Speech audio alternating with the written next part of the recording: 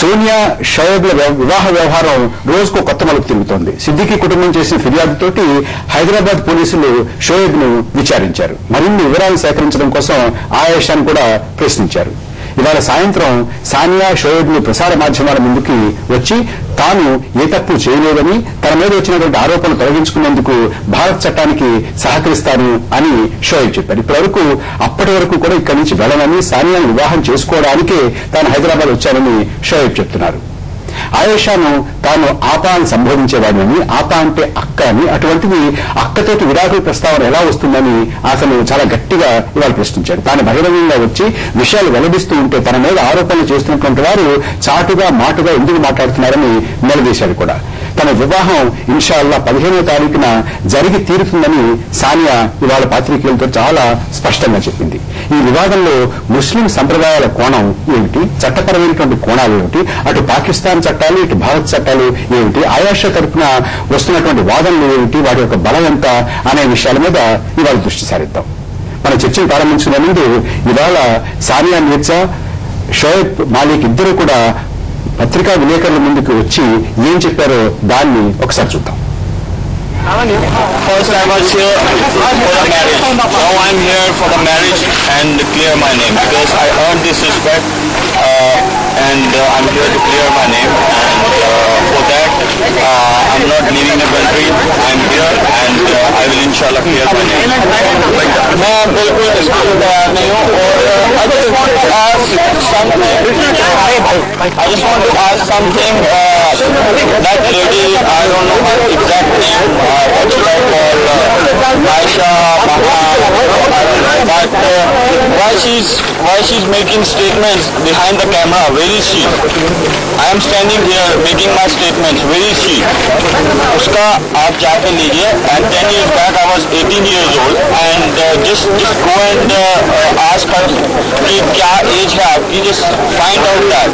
So it's better prove it first and then take the decision. So I'm here. I'm not leaving the country. Just make it that and I'm here. I'm not leaving. अगर आपको किसी किस्म का सवाल हो मुझसे, किसी से भी हो, किसी को भी हो, I'm here. आप मुझे कभी भी बुला सकते हैं and I have no issues. I will answer those. But I think we all come from very respectable families over here, including you all, and I don't think that these kind of questions are also very nice before two people are getting married. We much rather be upstairs and being happy rather than being in a press conference and answering questions about the first marriage and second marriage and the third marriage. That's not what we want, of course. But we are here because we want to clear his name. He wants to clear his name, and as an Indian, it is my responsibility.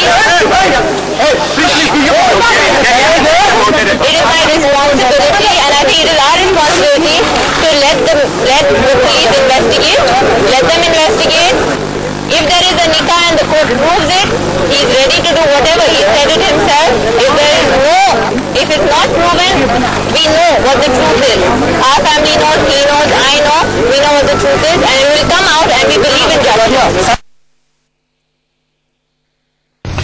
ఈ వివాదంలో కేంద్ర బిందువు ఆయేషా సిద్దికీ తన వాదన కూడా షోయబ్ చెప్పినటువంటి దానికి ప్రతివాదంగా తన వాదన కూడా ఫోన్ లైన్ లో వినిపించింది. దాన్ని ఒకసారి విందాం. इस बात का कोई दोहराव नहीं है. वो खुद कह रहे हैं कि ये जो तस्वीर में है मैं उनसे मिलता था, लेकिन ये बंदी मतलब तस्वीर तो मेरी है, आवाज मेरी है, तस्वीर मेरी है, तो फिर मसला क्या है? अगर मैं नहीं आना चाहती because I am not well, seriously मैं एक डायबिटिक पेशेंट हूँ. I am really overweight and I am very conscious.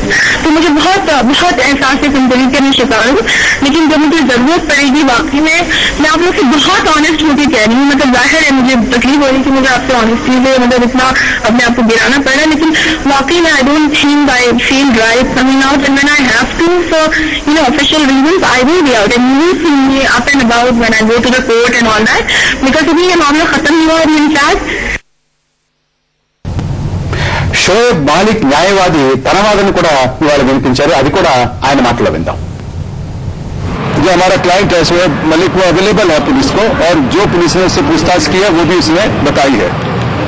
रही बात कि हम एंटिसिपेटरी बेल लगाएंगे कि नहीं लगाएंगे, इसमें अभी कोई जरूरी नहीं है क्योंकि हमारे को कोई अप्रीहेंशन ऑफ अरेस्ट नहीं है. FIR दर्ज होने के बाद ये जरूरी नहीं है कि पुलिस अरेस्ट करे. और मैं समझता हूं हमारे क्लाइंट को पुलिस पर विश्वास है कि जो करेंगे वो ठीक करेंगे, क्योंकि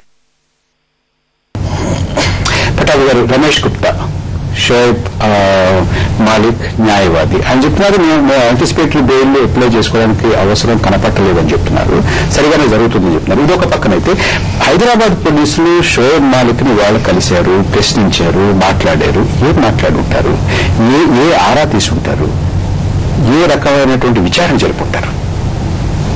రొటీన్ ఇన్వెస్టిగేషన్ లో ఫ్యాక్ట్స్ గ్యాదరింగ్ అనేది, అంటే విషయాల సేకరణని, that is part of investigation. ఇప్పుడు ఈ కేసులో క్రూయల్టీ 498 పెట్టారు. సో మొన్న వేధించాడు, మానసికంగా వేధించాడు, లేకపోతే ప్రెగ్నెన్సీ టెర్మినేట్ అయిందో ఏం చెప్పారు. తర్వాత చీటింగ్ చేశారని లేదా నన్ను బెదిరించారని చెప్పని 506 పెట్టారు, 420 పెట్టారు. ఈ సెక్షన్స్ అప్లికబుల్ అవుతాయా కాదా అని, దానికి సంబంధిత పరిస్థితులు ఏమన్నాయా, నువ్వు 82 నుంచి వీళ్ళు ఎట్ట పరిచయం ఉంటుంది అంటే మామూలుగా నార్మల్ కోర్సులో పోలీసు వాళ్ళు ఇన్వెస్టిగేట్ చేయవలసింది 2002 నుంచి మీరు ఎట్ట పరిచయం అయినారు, లేకపోతే మీ సంబంధాలు ఎట్టున్నాయి, ఫోన్ కాల్స్ ఉన్నాయా, మీరు మాట్లాడుకున్నారా, కలిశారా, అమెరికాకి వెళ్ళారా, ఫిలిప్పైన్స్కి వెళ్ళారా, ఐ మీన్ ఇట్లాంటివన్నీ కూడా సేకరిస్తారు. సో దట్ ఫ్యాక్చువల్ గా ఈ పరిస్థితులన్నింటిలో ఈ ఆరోపణలు ప్రూవ్ అవుతుందా కాదా అని. ఎందుకంటే ఇంకా ప్రైమా ఫేసి ఇంట్లో ఏమైనా బలం ఉందా లేదా, ప్రైమా ఫేసి పాస్పోర్ట్ ఎందుకు తీసేసుకున్నారు? ఇన్వెస్టిగేషన్ అన్నప్పుడు అతను వెళ్ళిపోతాడు అనేటువంటి ఒక సంశయం ఏమైనా ఉందా? ఉండొచ్చు, పారిపోతాడని బహుశా ఉండిండొచ్చు. ఎందుకంటే అతని పాపం నేను ఎవరన్నా సరే పరదేశీయుడు ఈ దేశానికి వచ్చాడు, ఇక్కడ ఉద్రేకాలు కావచ్చు, అంటే ఒకే మతమైనా కూడా స్త్రీ తరఫున ఉద్రేకాలు రావచ్చు, పోలీసు వాళ్ళు అరెస్ట్ చేయవచ్చు. ఇప్పుడు మనం కూడా ఫారిన్ దేశానికి ఏదైనా కేసులు ఎదుర్కొంటే భయభ్రాంతులతో ఉండే అవకాశాలు ఉన్నాయి.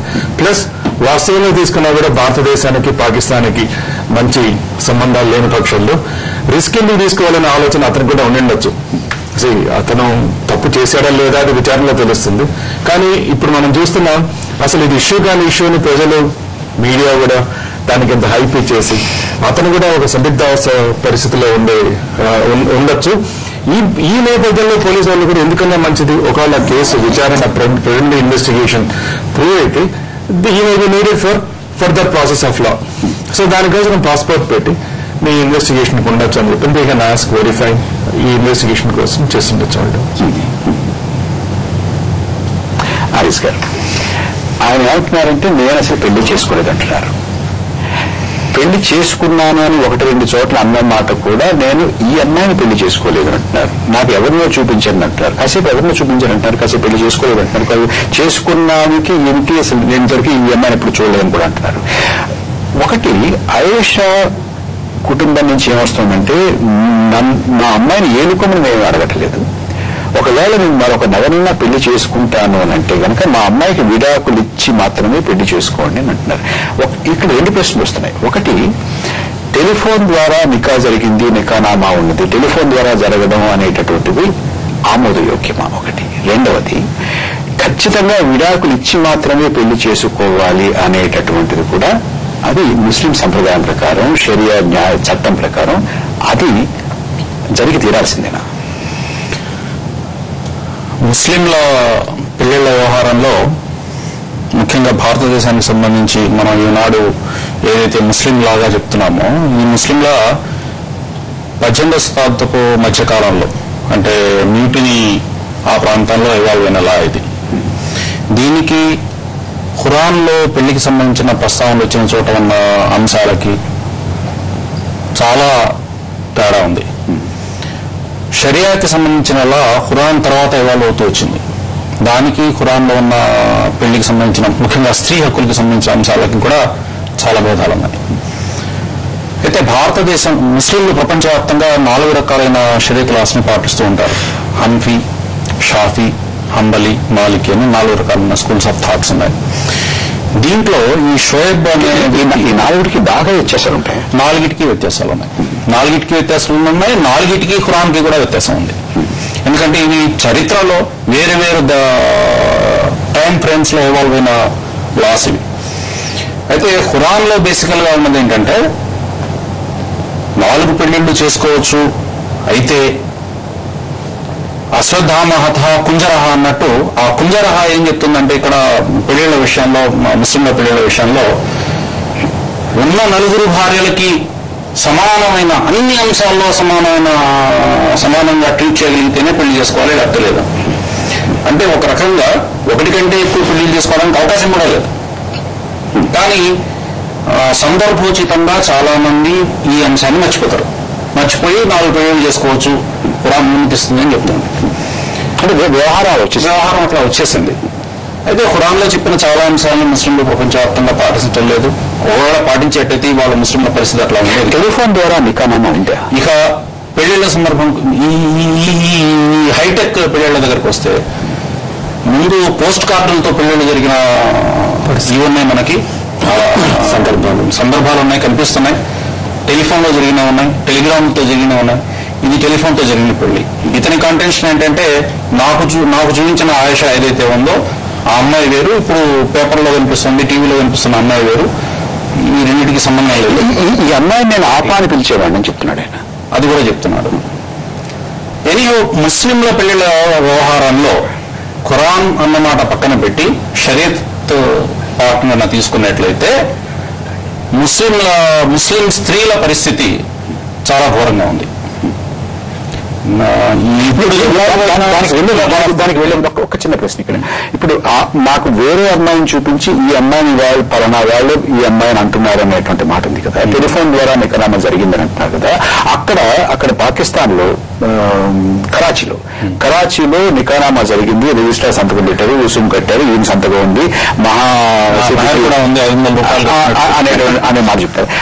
అది ఎంతవరకు ఒకవేళ అది నిజంగా అథెంటిక్ అనుకుందాం, అది నిజంగా జరిగింది అని అనుకుందాం కాసేపు, అది ఎంతవరకు చెల్లుతుంది? ఇవాళ షోయబ్ చెప్పేటటువంటి వాదన దాన్ని ఏమన్నా బలహీనపరుస్తుందా, లేకపోతే అది షోయబ్ వాదనని ఏమన్నా బలహీనపరుస్తుందా? ఈ విడాకులు ఇవ్వకపోవటం అనేది అతని ఇష్టం. అదే సందర్భంలో ఈఎంఐ కూడాను, ఈఎంఐ కుల్లా ఇవ్వచ్చు, అతనికి ఈఎంఐ విడాకులు ఇవ్వచ్చు. కుల్లా అంటే స్త్రీ తరపు నుంచి ఇచ్చే విడాకులు, అది ఈఎంఐ ఇవ్వచ్చు, అతనే విడాకులు ఇవ్వాలని ఏముంది? ఒకటి, ఈ నిఖానామా ప్రకారంగానే లేదా దాని ప్రకారం ఇప్పుడు చూపిస్తున్న ఆయుష సిద్ధికి చూపిస్తున్న ప్రూఫ్స్ ఏవైతే ఉన్నాయో వీటి ప్రకారం అతను పనిషబుల్ మనిషిలాగా అనిపించడం లేదు. అక్కడున్న ప్రూఫ్స్ 4 పెళ్లి చేసుకుంటున్నాడు.